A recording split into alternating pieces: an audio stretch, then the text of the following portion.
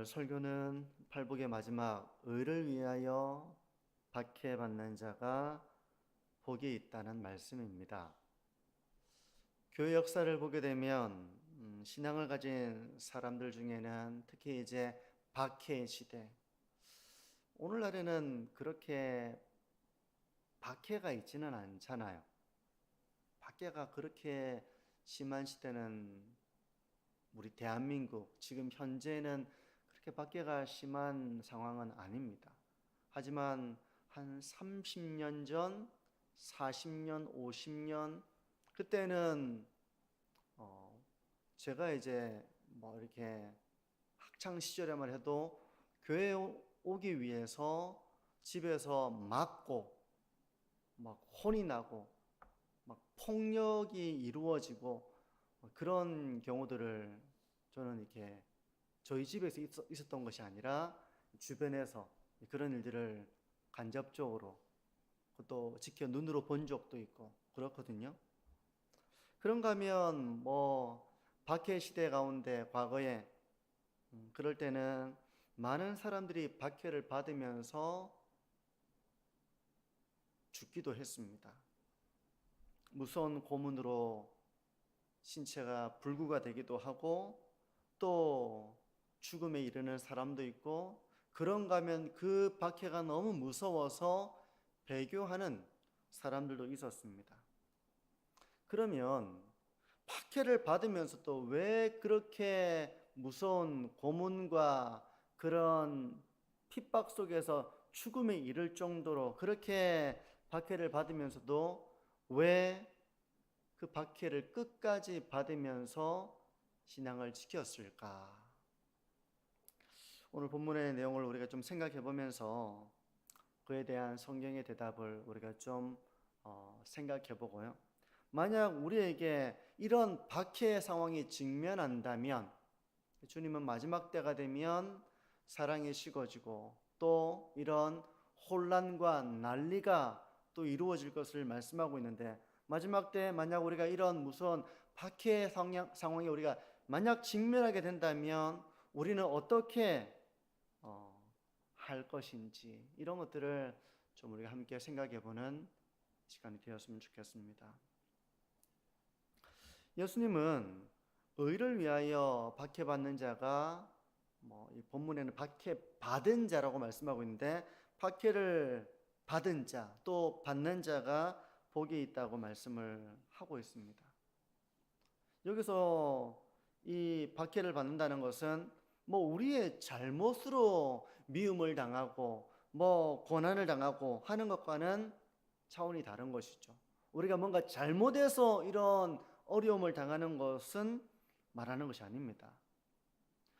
여기서 박해라고 하는 것은 헬라어로 아주 못살게 구는 것을 이렇게 원어적으로 따져보면요, 박해라고 말할 수 있고, 고소를 당하는 거, 법정에서 규탄을 당하는 거, 끈질기게 괴롭힘을 당하는 거, 이제 이것을 원어적으로 보게 되면 박해라고 이렇게 말할 수 있습니다. 그리고 의를 위해서 박해받는다 할 때 의라고 하는 것은 하나님의 말씀에 순종하는 삶을 말합니다. 그러니까 내가 잘못해가지고 어려움을 당하는 것을 말하는 것이 아니라 믿음을 지키기 위해서 하나님의 영광을 위해서 순종하는 삶을 살아가는 길에 이런 박해가 있을 때 기꺼이 그 괴롭힘을 당하고 고소를 당하고 그런 핍박을 당하는 것, 이것이 바로 박해입니다. 근데 이게 왜 복이 있을까요? 박해를 받는 삶, 이게 왜 복이 있을까요? 먼저 우리가 좀 생각해 보기를 원하는 것은, 의를 위하여 박해를 피하지 않고 박해를 받는 사람, 이런 사람은 이미 천국을 소유한 자이기 때문에 그 자체로 복이 있습니다. 하나님의 택함을 받고 하나님의 백성임을 나타내는 하나의 표시가 바로 박해를 피하지 않고 박해를 받는 것입니다. 시금석이라는 말을 들어보셨을 거예요. 시금석. 뭐 18K든 24K든 순금이든 이 시금석에 긁어보면 그 금의 순도를 알 수 있다고 합니다. 그러니까 불순물이 얼마나 많은지를 판별하는 기능을 가지고 있는 것이 시금석인데요. 근데 신앙생활에 있어서도 믿음이 있느냐 없느냐를 나타내는 시금석이 있습니다. 어떤 사람이 신앙이 있다면, 신앙이 아주 견고하다면 그것은 바로 박해를 견뎌내는 것입니다. 다시 말해서 박해를 받을지언정 경건한 삶을 포기하지 않는 사람은 왜 그렇게 하는 것입니까? 참된 믿음을 소유하고 있기 때문에 그런 것입니다. 거꾸로 생각해 보면 박해를 견디지 못하는 사람은 좋은 신앙, 참된 신앙, 진정한 의미에서 참된 신앙인이라고 말하기 어렵다는 것입니다. 그러니까 조금만 어려움이 있으면 신앙을 부정하고 이건 신앙이 있다고 말할 수가 없잖아요. 복음을 듣고 회개하고 그리스도의 믿음을 가진 사람은 고난과 유혹 가운데서도 결국에는 믿음을 포기하지 않는 길을 걸어갑니다. 삼위일체 하나님의 사랑과 은혜와 교통이 그와 함께하기 때문에 결국에는 이거는 아무런 유혹이 없다 이런 의미는 아닙니다. 이제 초월했다 이런 의미는 아니에요. 갈등하겠죠. 고민하겠죠. 두렵겠죠. 하지만 결국에는 믿음의 길을 걸어가며 그 고난을 당하는 길을 걸어간다는 것입니다. 왜 그렇게 합니까? 그는 이미 하나님의 은혜를 받은 자이고 하나님의 사랑과 성령의 교통과 그리스도의 은혜가 그에게 있기 때문에 그런 박해에도 신앙의 길을 걸어가는 것입니다.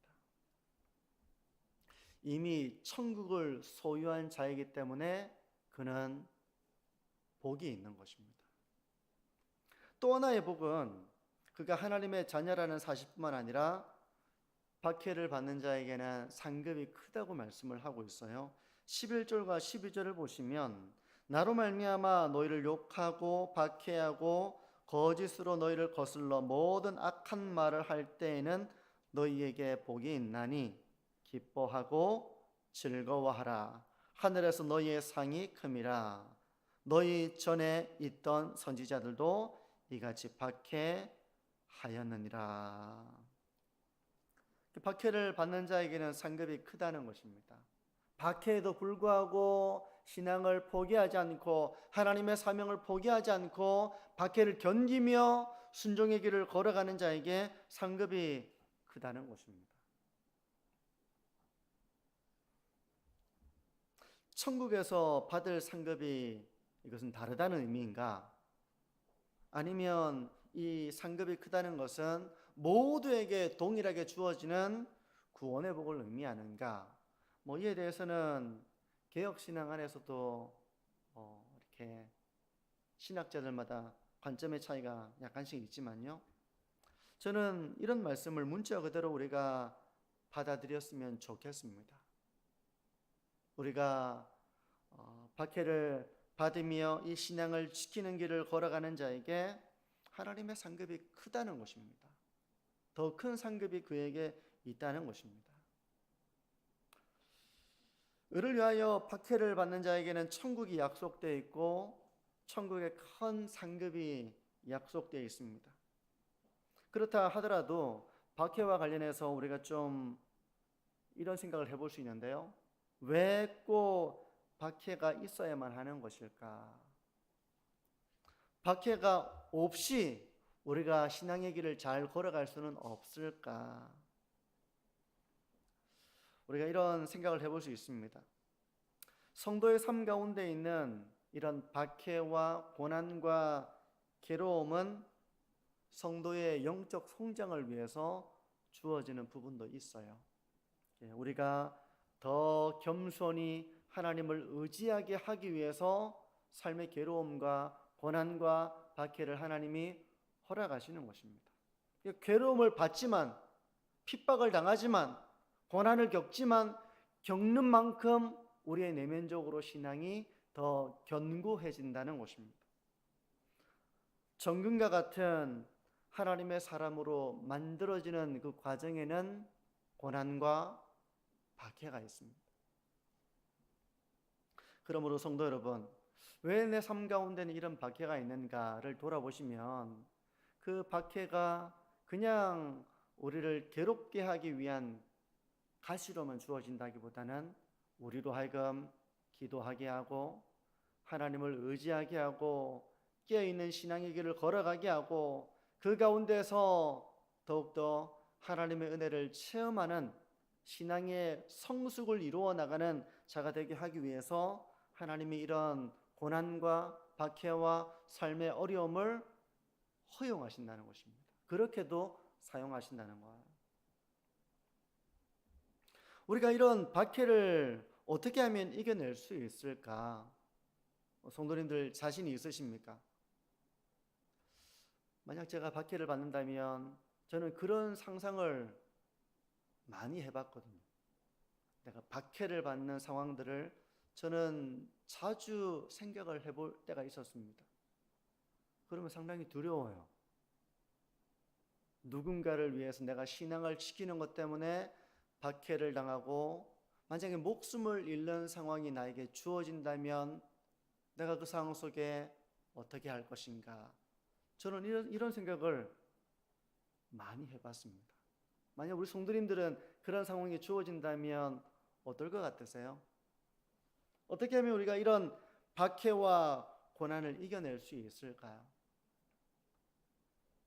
어떻게 이런 고난과 괴로움에도 불구하고 그리스도를 쫓아가는 그런 하나님의 사람으로서의 믿음을 나타낼 수 있을까요? 저는 두 가지를 좀 생각해 보려고 하는데요. 첫 번째는 고난받는 것을 우리가 배워나가야 한다는 것입니다. 고난받는 것을 배워나가는 것입니다. 디모데후서 2장 3절은 바울이 디모데에게 이렇게 말합니다. 너는 그리스도 예수의 좋은 병사로 나와 함께 고난을 받으라. 고난이 있으면 고난을 피하지 말고 고난을 받으라는 것입니다. 가벼운 십자가를 지는 연습을 하다 보면 나중에는 그보다 무거운 십자가도 질 수 있는 것이죠. 처음부터 어떻게 순교하겠습니까? 아무런 준비도 안 돼 있는데 어떻게 순교할 수 있겠습니까? 순교하기까지는 수많은 내적인 기도와 하나님의 은혜를 구하고 두려움을 물리치고 이겨내고 하는 그런 과정이 짧든 길든 그런 하나님 아래서의 그런 신앙의 몸부림이 있겠죠. 여러분, 처음부터 무서운 고문을 참아내면서 순교할 수 있는 사람이 있을까? 아마 저라면 제가 그렇게 못할 거라고 생각해요. 처음부터. 그러니까 이런 마치 이제 빌드업처럼 생각하고 묵상하고 기도하고 은혜를 구하고 이런 과정을 통해서 마음이 단단하게 준비가 되는 것입니다. 운동선수가 화려한 기술을 익히기까지는 처음부터 어떻게 화려한 기술을 하겠습니까? 아무리 화려하고 멋져 보여도 그거 처음부터 하기는 어려울 겁니다. 기본적인 체력 훈련을 하고 기술을 익히기까지 어떤 상황 속에서도 그 기술이 나올 수 있도록 수많은 반복, 이것을 하는 것처럼 우리가 그리스도의 장성의 분량에 이르는 것도 하루아침에 되는 것은 아닐 것입니다. 조금씩 자기를 부인하는 법을 배워나가는 것이죠. 내가 원하는 것이 있지만 내가 원하는 것을 부인하고 내려놓고 하나님이 원하시는 것을 따라 순종하기를 연습하는 것입니다. 연습하는 거예요. 때로 우리가 마음이 상하면 용서하기가 어렵잖아요. 내 마음은 용서하고 싶지가 않은 거예요. 근데 주님의 뜻은 너무나도 분명합니다. 그러면 순종하는 겁니다. 그 영혼을 용서할 마음을 주시고 도리어 그 영혼을 축복하는 기도를 하고, 그러면서 내가 미움을 품는 것이 아니라 용서와 사랑의 마음을 품기 위해 순종하는 겁니다. 그 기도하는 것이. 우리가 뭐 천사처럼 아무런 죄의 우리가 어떤 성화의 완전한 상태 이런 사람처럼 아무런 유혹이 없고 그런 상태가 아니잖아요. 근데 성도 여러분, 신앙의 길을 걸어가도 모두 다 이 길을 온전하게 걸어가는 것은 아니겠죠. 어떤 사람은 장성한 분량으로 신앙의 길을 걸어가는 사람이 있는가 하면, 이제 신앙의 걸음마를 한 사람은 그렇게 장성한 사람처럼 걸어가지 못할 것입니다. 근데 주변을 보면 다 그렇게 박해를 받으면서 고난을 받으면서 그렇게 신앙의 길을 걸어가기보다는 손쉽게 그걸 피해가며 걸어가는 사람을 볼 때 나도 저렇게 해야지 라고 배우는 것이 아니라, 여러분, 장성한 신앙의 분량을 가지고 온전하게 걸어가는 사람을 보면서 우리가 그걸 배워나가야 하는 겁니다.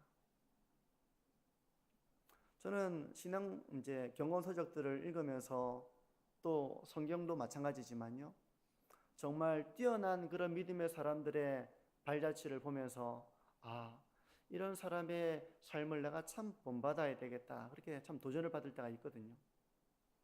여러분, 남들이 힘을 빼고 설렁설렁 신앙의 길을 걸어간다고 나도 설렁설렁 다 그렇게 걸어가는데 라고 그런 모습을 본받지는 마시고요, 그 자리를 지키고 감당하고 버텨내고 인내하면서 고난을 받는 그 신앙의 훈련을 우리가 받으면서 가야 하는 것입니다. 그건 내 많은 지식으로, 말의 화려함으로 그런 신앙의 길을 걸어갈 수 있는 게 아닙니다. 그저 묵묵히 겸손히 하나님을 의지하면서 자기를 부인하면서 한 걸음씩 한 걸음씩 하나님이 기뻐하시는 그 길을 순종하는 사람이 그 길을 걸어갈 수가 있는 것이죠. 그러면서 그런 박해를 이겨낼 수 있는, 고난을 견딜 수 있는, 어려움을 버텨낼 수 있는 신앙의 사람이 되는 것입니다. 그래서 저는 우리가 이 고난 받는 것을 배워나가는 신앙을 우리가 걸어가야 한다. 주변에 이 고난을 걸어가는 것이 아니라 고난을 요리조리 피해가는 모습을 보면서 나도 요리조리 피해가야지, 그러면 박해를 받으며 고난을 견디며 하는 정금과 같은 신앙으로 어떻게 서가겠습니까? 두 번째, 고난을 받는 것이고 첫 번째는, 두 번째는 이 고난을 견뎌내며 결실을 얻는 삶에는 우리 힘으로 그걸 어떻게 하겠습니까? 내 힘으로 그걸 어떻게 하겠습니까? 내가 결단한다고 그걸 할 수 있습니까? 저의 경우에는 말씀과 기도의 삶 가운데 하나님의 은혜와 사랑과 이런 확신을 우리가 충만하게 경험할 때 고난을 배워나가는 신앙의 길을 우리가 걸어갈 수 있습니다. 내 능력으로, 내 결단으로 갈 수 있는 길은 아니에요. 하나님의 능력을 주실 때 우리가 그 길을 걸어갈 수 있는 것입니다. 사람은 자기가 모르는 것에 목숨을 걸 수 없습니다. 모르는데 어떻게 목숨을 겁니까? 근데 사실 이 초대교회 때에는 못 모르지만 목숨을 거는 그런 그리스도인들도 있었습니다. 그러니까 신앙이 미신적인데 미신을 가지고 순교까지 이르는 그런 사람들도 있었다고 하거든요. 이 자료를 보게 되면, 그런 자료를 보게 되면 우리가 목숨을 걸 만큼 분명하고 확실하게 진리 가운데 서 있어야 됩니다. 하나님의 은혜 가운데 있어야만 우리는 그걸 할 수 있는 거예요. 에베소서 3장 18절과 19절은 이렇게 말씀합니다. 이제 사랑을 알아라. 그리스도의 사랑을 알아라. 이런 말씀을 하거든요. 능히 모든 성도와 함께 지식에 넘치는 그리스도의 사랑을 알고 그 너비와 길이와 높이와 깊이가 어떠함을 깨달아 하나님의 모든 충만하신 것으로 너희에게 충만하게 하시기를 구하노라. 그리스도의 사랑을 그 넓이와 길이와 높이와 깊이가 어떠한지, 그 그리스도의 사랑이 얼마나 큰 것인지를 우리 가운데 충만하게 알기를 원한다. 그렇게 바울이 기도하고 있습니다. 저는 한 번씩 이렇게 설교를 준비하거나 기도할 때 하나님의 사랑이 너무 깨달아질 때가 있습니다.